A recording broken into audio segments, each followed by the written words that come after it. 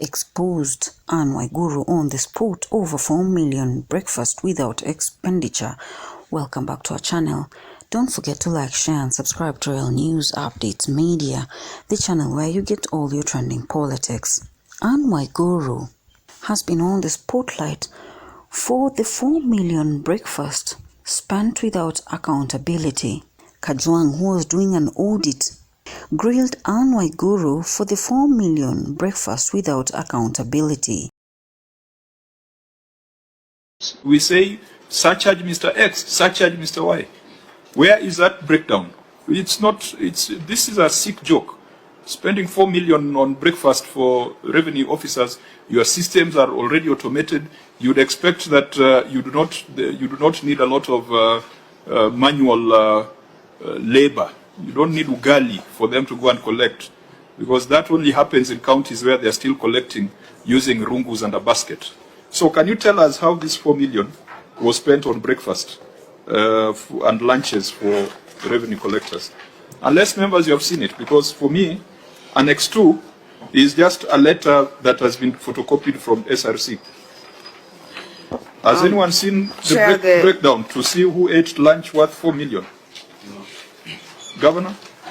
Chair, the information was provided to the auditors, to the best of my knowledge, according to the CEC.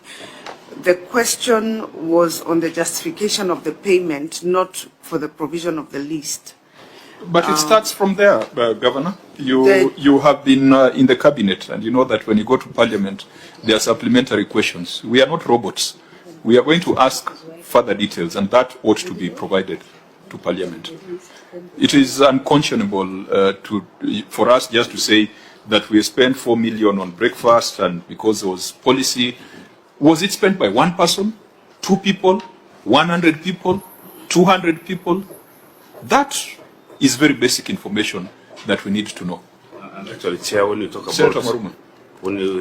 about regularity, Order, Governor, can be answered by that letter, but on the accuracy, we need maybe more information, like the list of the beneficiaries. Yes, Governor. Regularity and accuracy.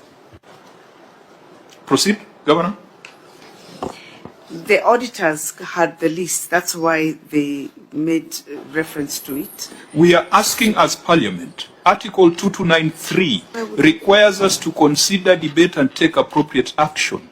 That is our duty. The auditors already discharged their mandate. We are now in a constitutional phase. So you cannot tell us the auditors saw it. Then why are we here? Unless we are here to waste each other's time. And especially, Chair, we also needed to know even the schedule of the workers who are working beyond the stipulated time to warrant these allowances. The list will be provided, Chair. We do not have the luxury of time, again, because we must conclude this process by 31st of March.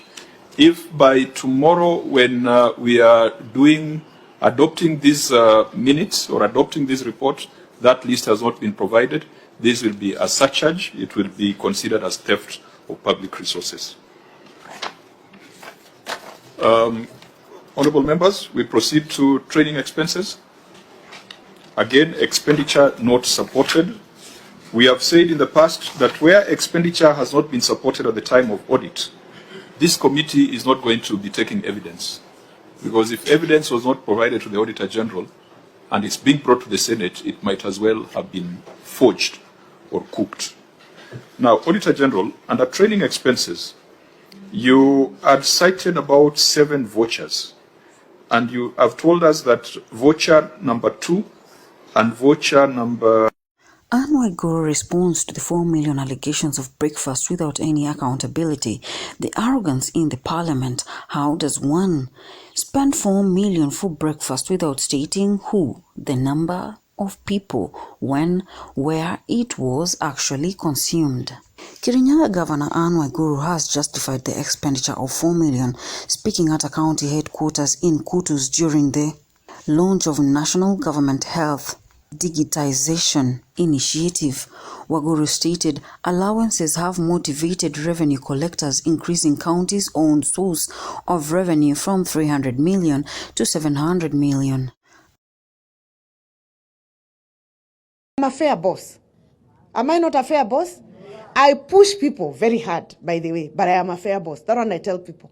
Mimi niko fair. Kama sasa nilikuwa nasikia watu wanasema breakfast ya 4 million. Kama mnataka breakfast because you're working late to make sure this digital works, I will provide those breakfasts so that work can continue. Because that 4 million they were talking about is 4 million for the entire year for our revenue collectors. These revenue collectors, we only pay them 15,000 shillings per person. Sasa nataka muniangalie. 15,000.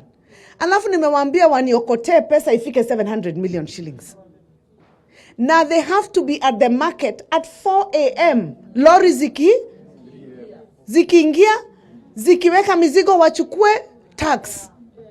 And then you tell me I don't give them a supplement to have breakfast. I have no apologies to make about that. Because I want this staff to work. It is 4 in the morning. You are asleep in your bed. These people with only a salary of 15,000 shillings, surely. If we can spend 4 million shillings to get 400 million shillings, that is good mathematics, if you ask me. And we must be fair to our staff. I look at them, I tell them, sijui nifanya nini. I would like to increase your salaries. Lakini SRC menifunga mikono. But there's one thing I can do. Because you're working from 4 a.m. and work is supposed to start at 8, we will consider that extra time. Alafu wale wengine wako office, we tell them don't leave the marketplaces until after 10. You know our markets, how they operate.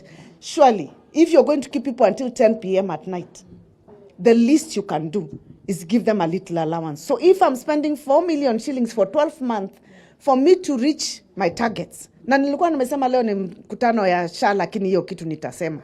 Kwa sababu watu wanaongea ni kama it is a, si ndio niseme nisiseme? Niongee nito? Ann Waiguru was once a devolution cabinet secretary who resigned for 790 million NYS youth service that went missing during President Uhuru's regime, making her the first Jubilee cabinet secretary to resign in Jubilee government run by Uhuru Kenyatta, former president of Kenya. And our big question is, could Ann Waiguru have consumed the 4 million for her own personal consumption and scapegoats around 4 million breakfast for the county revenue collectors? It is shocking how politicians pocket a lot of money. Our big question is, how many politicians, if audited, will get loopholes like Ann Waiguru's ridiculous 4 million breakfasts? It's only a few, like Ndindi Njoro with a clear development record. Could Ann Waiguru have spent the 4 million on her own personal use and not for county revenue collectors, as she stated? Leave your views on our comment section. Subscribe for more news bulletins. JD Ishmaels.